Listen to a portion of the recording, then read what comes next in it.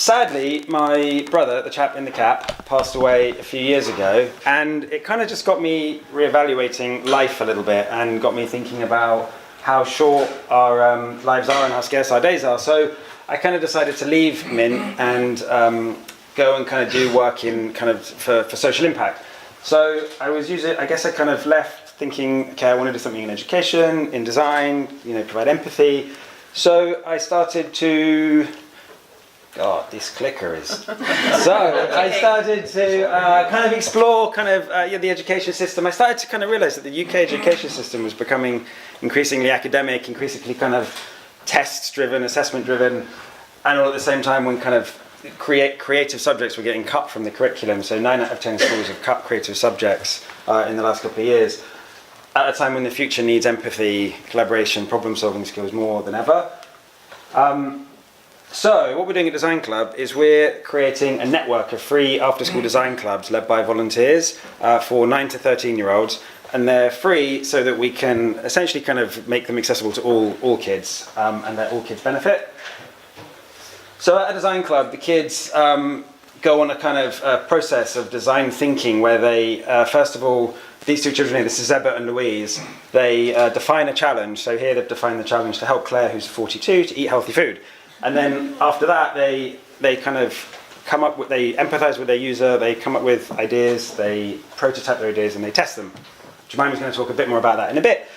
And we have beautiful kind of workshop kits that we've created that we give out to volunteers to help them run these clubs. So we have badges and workbooks, and actually I've got some bits and pieces over there and I'll hand them out and show them to you in a bit. So we give these out to our volunteers for free to run the clubs.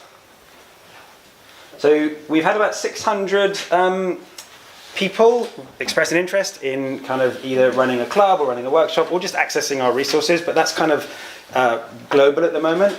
But here we have recently, as part of our kind of mentor onboarding process, we run a meetup, and this is one of our volunteers sharing her tips and experiences with other potential volunteers. So as soon as we launched last year, we got almost immediate validation from the design and tech community. So they were very interested in what we were doing. These are our founders and supporters. So this is 20 businesses. They all, most of them small and medium-sized design agencies. And they funded us, they've given us about £15,000 last year. So that's helped us develop our resources and sort of trial new stuff. So This is a design club that I ran last term in September through to November at West London Free School, and I'm a social media consultant, but I got involved because I've been working with agile teams at the Department for Education, and they've been using design thinking in building products and services, so I knew how valuable it was. And what's really great about design clubs is that children, it's like they're working in these multidisciplinary teams that are sort of existing now, at sort of cutting edge in the workplace. So it's really nice for them to get that experience. And if we just go on to the next slide. So we talked about the sort of different stages. So they really collaborate. Here's Lila and Claudia coming up with an empathy map for their user. Here is Claudia in a brainstorming session, so they brainstorm with post-its, which is all kind of very agile, and they support each other, so they get used to the idea of like helping each other move forward with solutions and with ideas. Here's Jemiah, who's prototyping. He's sketching an app to help his geography teacher, Mr. Essex, find good books.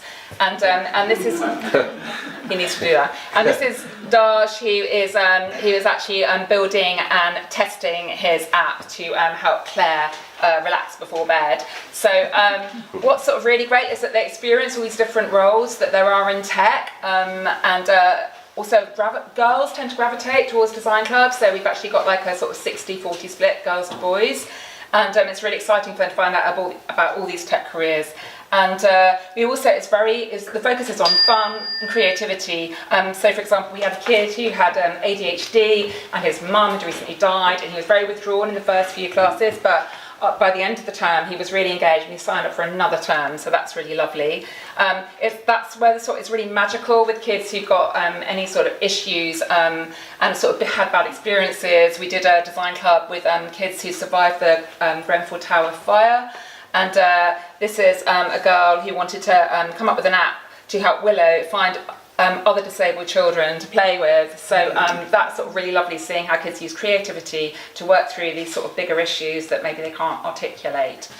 So as Noam said, we want to build a network of clubs. Right now we've got 4 clubs running. Our aim is to run 50 clubs in 2019 and 8,000, which is 25% of the schools in the UK by 2029. So, what are we looking for from you, lovely, amazing people? So, £6,000 in funding would be brilliant because we'd be able to create 30 of our workshop kits, which we can show you. Then we can also support 30 mentors to become mentors and run clubs. So we'll get 30 clubs running. Each club has an average of 10 kids. That's a conservative estimate, so hopefully more. So that's 300 children, meaning that each club is about £200. So it's worth having in mind. So if we go over, it's a nice linear kind of, it's helpful. Yeah. Okay. Oh, and the last thing. Yeah, I just want to say that your money will really help us build our support infrastructure so we can become scalable and sustainable, which is really important going forward. So thank you.